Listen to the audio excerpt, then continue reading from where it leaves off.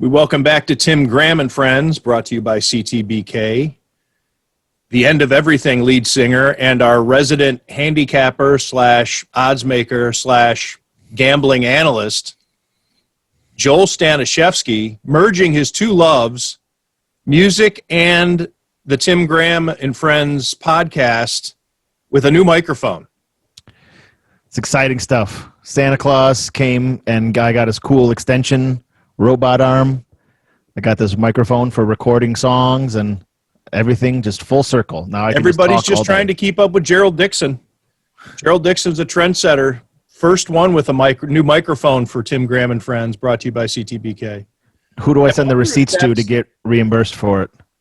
Yeah, I wonder if this is a tax write-off of some kind. Probably is. You're an independent contractor with your music. We talk about your music on this podcast, so you could probably tell the IRS that this is an investment into your band. They're not going to look that deep into people like me. I'm not. It's actually too, and it's too at the surface. You're a musician. You bought a microphone. I mean, what more digging do they need to do? Right. I mean, you're really going to have to. They're going to have to do forensics on your computers and things, which I don't know what you're up to when you're away from music and odds making. Never mind. Cancel that. Cancel that. All right. I won't have. I'm not going to call off the dogs. Joel Staniszewski, we didn't get your pick last week because we didn't have a late week Tim Graham and Friends, brought to you by CTBK. So your picks are frozen at 27, 15, and 5. You did give me a Bills by a million. I couldn't take that quite seriously because that would be an unprecedented victory. So I don't know. I guess I could give you a loss since the by a million would be an over. So you would have gotten that. Yeah, but the Colts kept it close. The Colts covered. So I don't think Bills by a million would qualify as a... Definitely didn't cover. That would be a loss. I go back 1 week for a second because we talked about the Dolphins, the last game of the season, and I'd said if you're going to play the Bills, play them the first half. So it's like 10-10, and I log into my app, and I go to bet the Bills first half, and the bet won't go through. It keeps spinning, and then it says, due to an error, this bet cannot be processed. So I turn my phone off, turn it back on, log out, log in, do everything. So now it's like 5 minutes till. And I'm like, I really want to bet this first half. So then I get on the chat on my phone with William Hill, and it's like, well, have you tried turning? I said, yes, I've tried turning it off. I've tried logging in. I've tried logging out. It's not taking my bet. I just want to bet this first half. And the guy was like, well, if you go back to the app and take a screenshot of it. So I go back to the app or to the betting screen, take a screenshot, and I can't get back into the chat. So now I'm in a new chat with somebody else. And I even said to the person, I said, are you just taking your time so that I can't make this bet? They're like, no, we wouldn't do that. So I'm sitting there, I'm watching the game as it's about to start, and then the game kicks, and they're like, okay, try one more time. And of course, at this point, the bet's off. And I'm like, the bet's off. You totally screwed me on this. So I didn't get that bet in that I wanted. But I did bet the Bills minus the 6.5 this past week. So I take the loss on that. But I also played a teaser of the Bills, the Bucks, and the Saints. They were all like -1 or something to that effect. So I did cash that. So it all's well that ends well, I guess. How do you feel about this one? The line and the total seem to be right on from where things opened because they haven't really moved. They opened at 49.5 with the total, and the Bills favored by 3. And you can get them. Well, I thought you could get them for 2, but you can't. It's pretty much everywhere. It's 2.5, with the exception of William Hill, still has it at 3. So the numbers have been pretty frozen. What are your, I guess before we get into your picks and all that stuff, how often does it happen that a number is pegged like this? Especially, or maybe because it's the playoffs and everybody knows these teams so well. So I think the number itself is a little low. And I think the reason why it hasn't moved up is because it's rated a key number, 2.5 or 3. That's one reason why they won't move that number too much. And also because of the Bills not performing at their best against the Colts. They played great. but they didn't cover the spread, so that kind of leaves bettors thinking that they're not as good as the line should be. So them putting that line at 2.5 or 3, I think, is the right number to get equal bets on both sides, which is why it hasn't moved. But when I look at this line, I look at the power rankings of the teams. I look at the strength of schedule. I look at the offenses, defenses, the weather, which is a huge thing. I think that line's a little low. It should be more like 3.5, in my opinion. Joel, a 2.5 line pretty much lines up with, a pick'em game where the Bills are getting a few extra points for home field advantage. What do you think? What have you seen this season about home field advantage? Is it as strong as it had been? And is there a difference between a game with no fans or a game with a little bit of fans in terms of, how much you factor that into your bet? I think the main thing with the home field advantages is the traveling or the lack of traveling. So getting on an airplane, that whole process takes time. Staying at a hotel, that takes time, and checking in and getting all your rooms and not sleeping comfortably, eating comfortably, just that normal routine that you go through on a daily basis. So I think it has something to do with the preparedness of the team. But I think the crowd noise that was piped in is probably on par with what you're hearing now. I think the difference with the smaller amount of fans is that you're hearing more individual fans. So you're not just hearing a crowd roar of screaming. You're hearing an actual person telling you that they think you're a piece of shit. So I think that might even be worse for the players. Like I sing in a band. I have an extremely loud scream, extremely loud. There's been times where I've been at games and I've screamed and people have acknowledged my scream. Like I was in Miami, I was screaming at Jerry Hughes. He acknowledged me.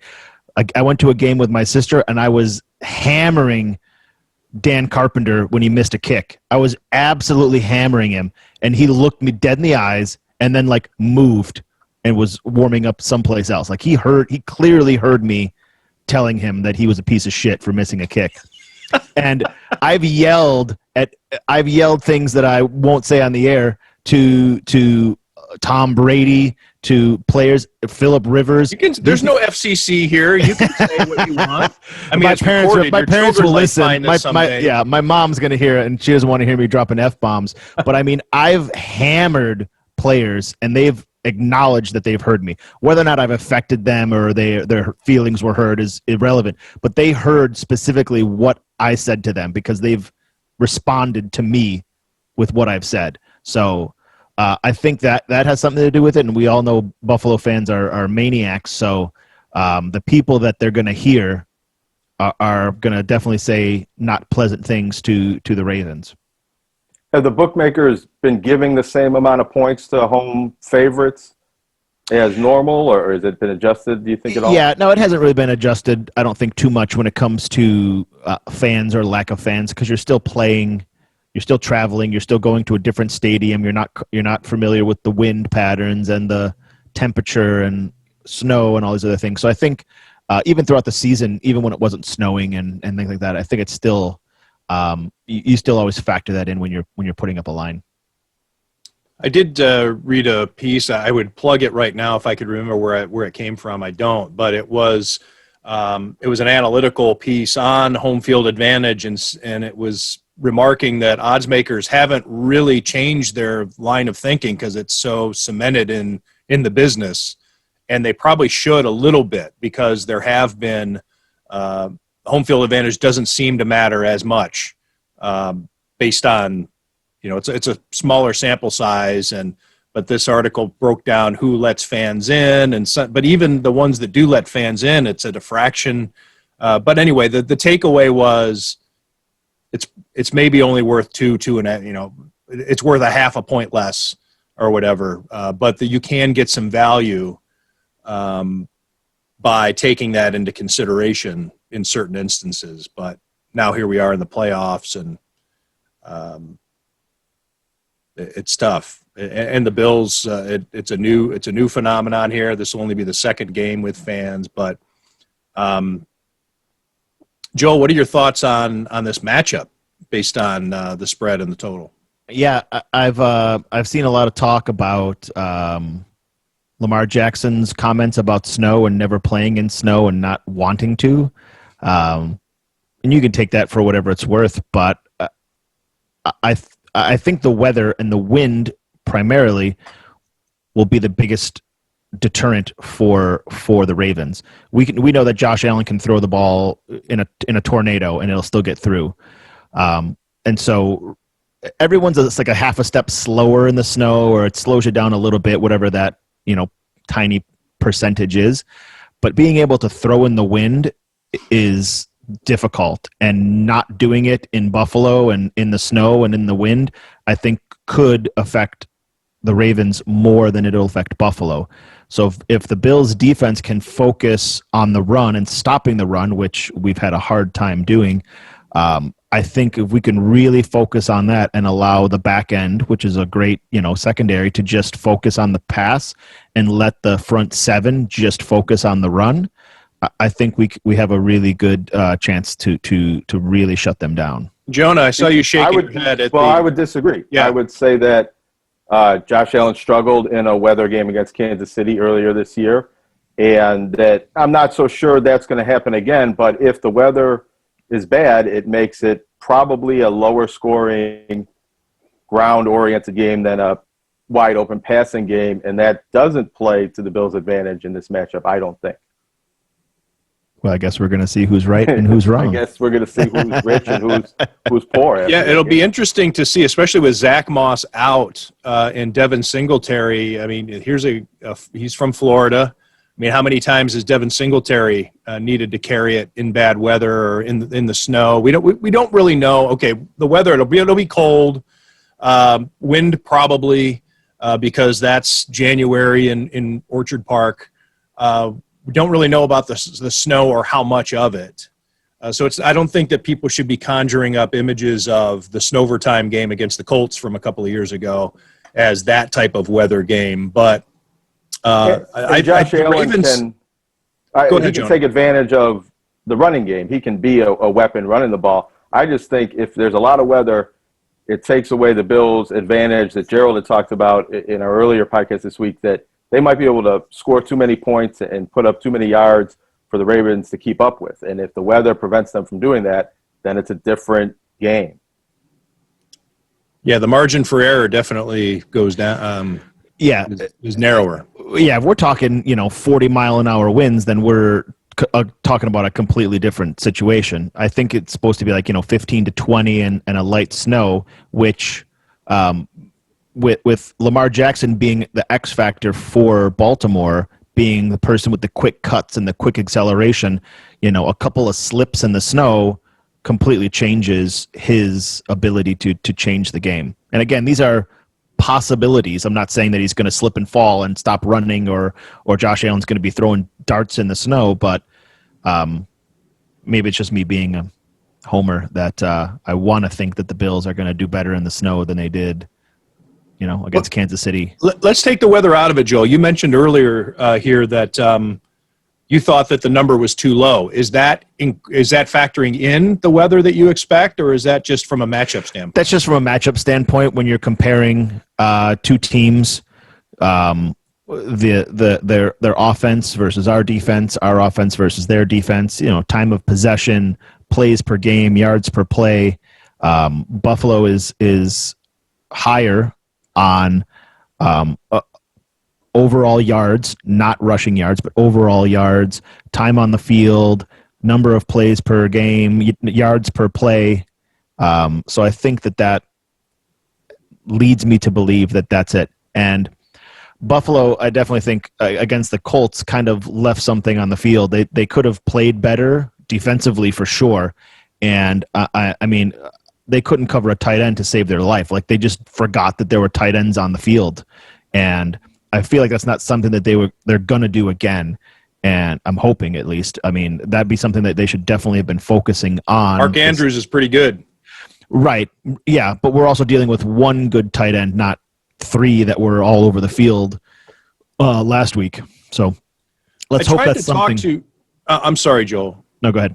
I was just going to say, I tried to ask Sean McDermott about it earlier this week, and he's pretty, at least on, this was Monday, and he was really tightly wound. But I tried to ask him, he wasn't tightly wound because of my question. It was the entire news conference. He was giving very short, incredibly dull answers. He seemed aggravated to be there. One of those types of things that's a below the surface reading between the tea leaves. I hope that, the team doesn't pick up on that, because I think one of the joys of watching the Bills all season is how much fun they're having, how loose they are. I think that translates to the product on the field in a lot of ways. But we have, we saw it against Kansas City, his old coach. They looked a little tightly wound in that game, and they looked tightly wound against Tennessee. Sean McDermott seems rather clenched this week. But anyways, what I was trying to ask Sean on Monday was the value that you can get from having a close victory like they did over the Colts after a month of blowouts, in which things seem to be coming to these guys easily. To win a close one, how that might recalibrate you for the survive and advance mentality of the postseason. And it's really kind of a softball question if you think about it, but he still wouldn't quite talk about that. I asked him two different questions about it.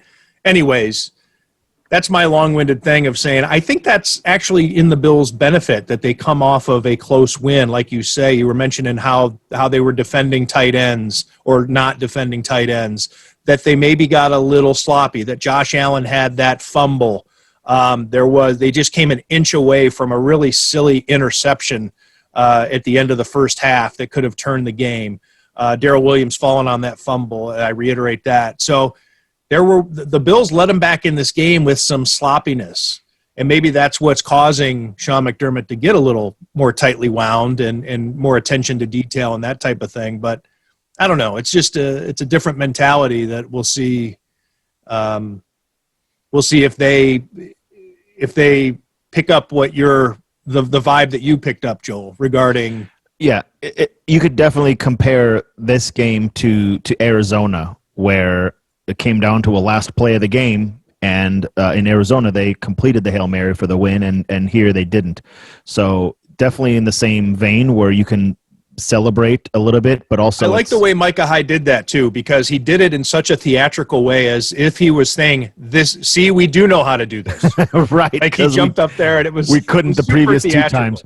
Yeah, but if I saw an angle from the end zone cam or whatever, and he was, while the ball was in the air, he was backing up, and then as it got close, he came like rushing forward to knock it down versus just standing there and trying to out jump a receiver who is probably taller than him. So they definitely took it from a different perspective than they did against Arizona and San Francisco.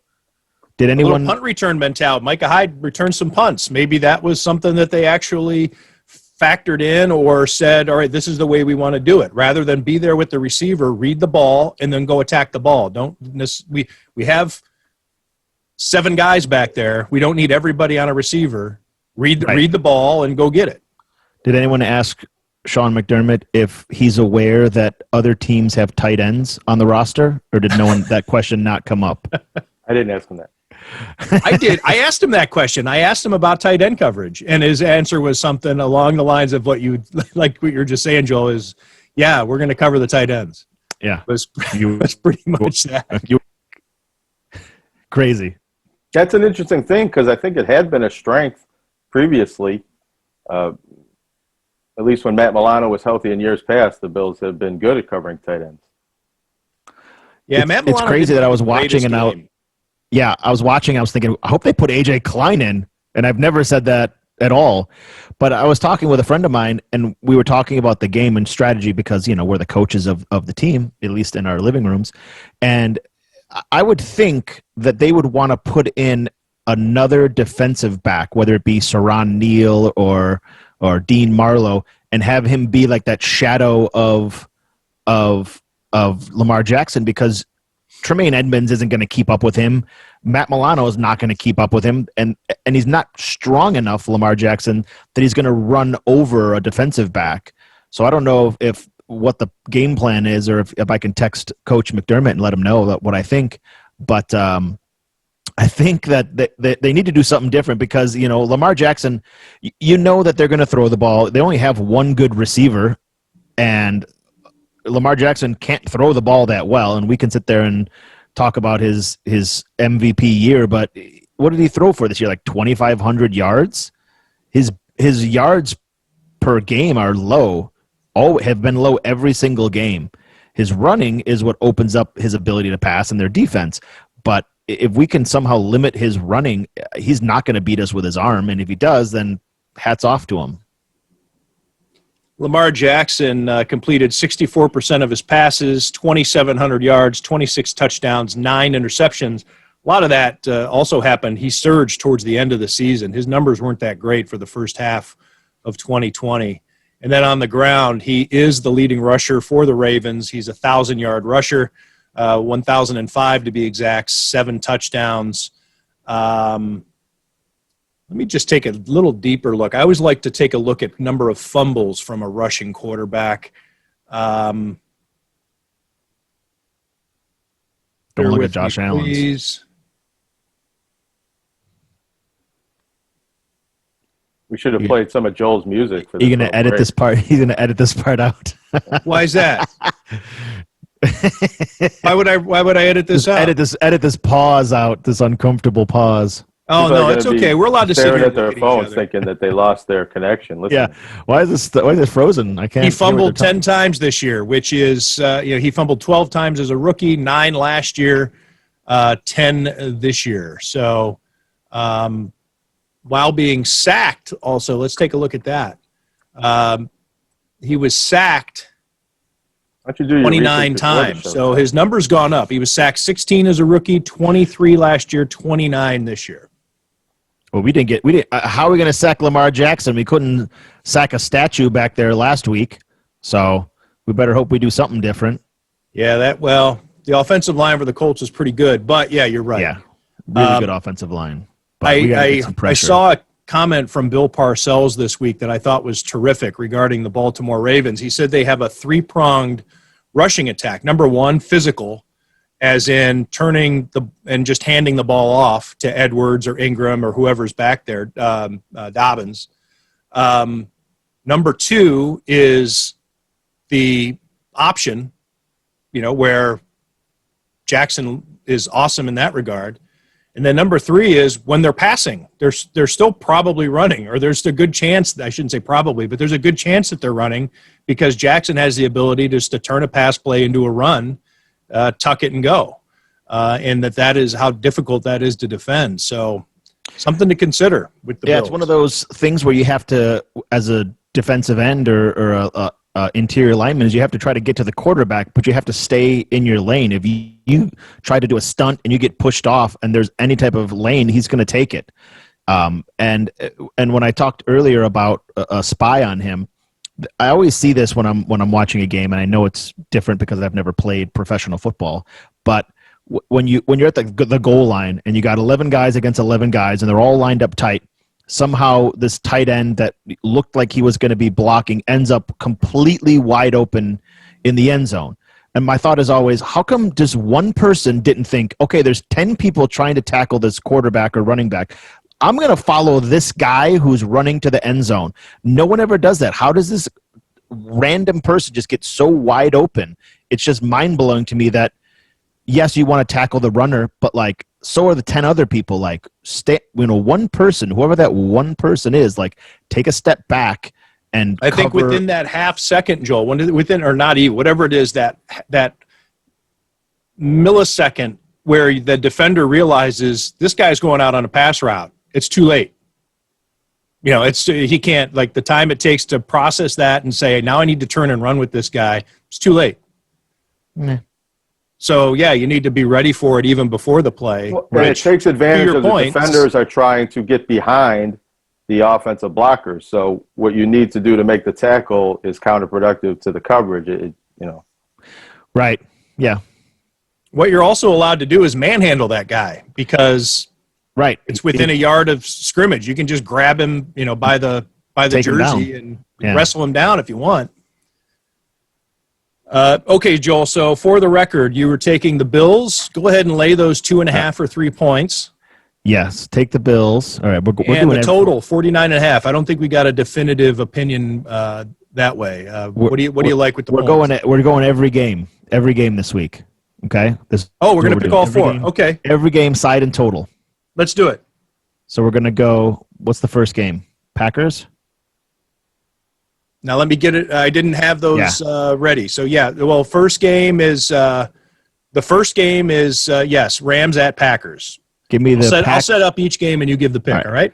Give me the Packers. I hate to be a favorite hog, just eating chalk here, but I feel like 3 of these games, these lines are wrong, and those 3 games are Green Bay. Give me the -6.5 and under 46. Okay. And then the Bills, Ravens at Bills will be the 8:15 kickoff on Saturday night. Give me the Bills -2.5. This is a tough one. I'm going to go under 50. Okay. This would be a good game to pick the dog, and then you wouldn't be all chalk. Right?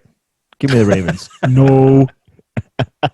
I'm leery on this next one because the line is big with Cleveland at Kansas City, 10 points. The Chiefs are laying 57 is the spread or is the total. Yeah, give me the Chiefs, but it's going to go under, which is a little counterproductive where you're dealing with a 10-point spread, but I don't think Cleveland's going to do much. Joel, real quick on that, what do you think about Cleveland plus 400 money line with, the possibility the Bills get another home game if that plays out? I'd love it.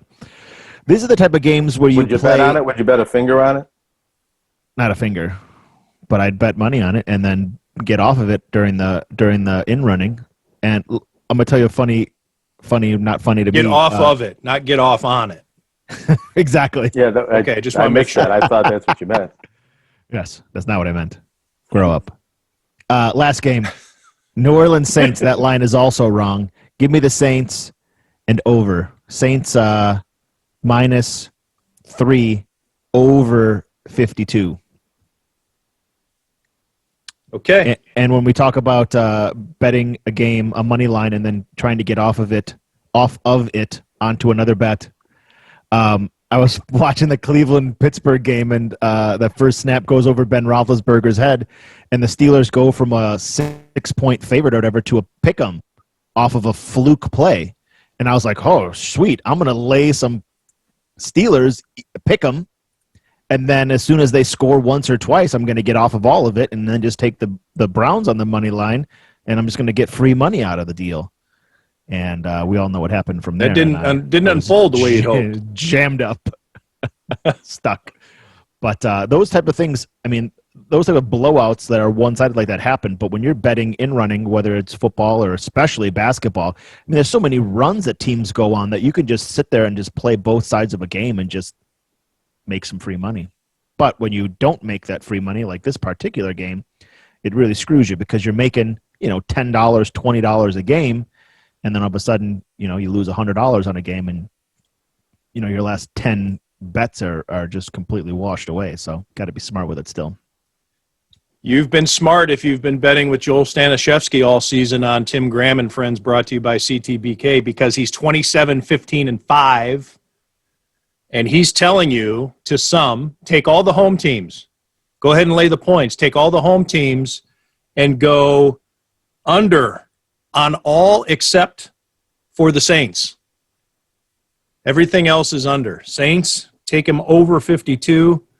And so that we have 8 fresh bets from our Joel Staniszewski of Sloan, of St. Joe's, of Buff State, of Las Vegas for a long time, of the end of everything for how many years has that been?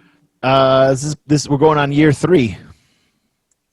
Good things happening. Any new developments with the band since Since you got that big ink in the national publication? We've been doing some podcasts and some interviews that are pretty cool with like some European sites and everything like that. So we're getting a little bit of push, which is pretty cool. Are you going to get on Twitter for this? I mean, you got to plug the band, or is that lame?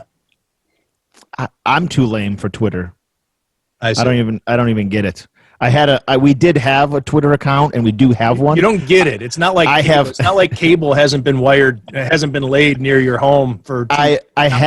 We have a band Twitter. I've completely forgot all of the login information. At the time when I set it up, I still had a 716 phone number. That phone number is gone, so there's no way I can get the login credentials back. So I've just chalked it up as a loss. A lot of times they have a backup email. That's probably gone too. But is it verified? I have no idea. If it's verified, like it kind of doesn't even exist. I think you should just start a new one. Yeah, just start a new one. But if it's verified, you want to keep that, and Twitter will use some customer service to help you recover all that stuff. But if you're not verified, then just start over. I doubt we're verified. We're very extremely unverified. I was talking over you, Jonah. What was that? Just being sarcastic. I see. Not worth repeating. No, I said I'd bet dollars to donuts that the band Twitter is not verified. I will not take that bet. What a cynic. Free donuts. Joel, thanks again for joining us, giving us bonus bets. I didn't expect that. I'm happy. I'm happy to get all those good games picked. I think we could probably expect that from even if the Bills get eliminated, God forbid, from your standpoint. If something crazy happens, we're still talking football till the Super Bowl. Okay. I'm going to play all of Joel's games, and if I win them all, I'll have so much money I won't need to do this podcast anymore. Buy yourself a microphone. Be an adult. Yeah, right. I'll buy a microphone.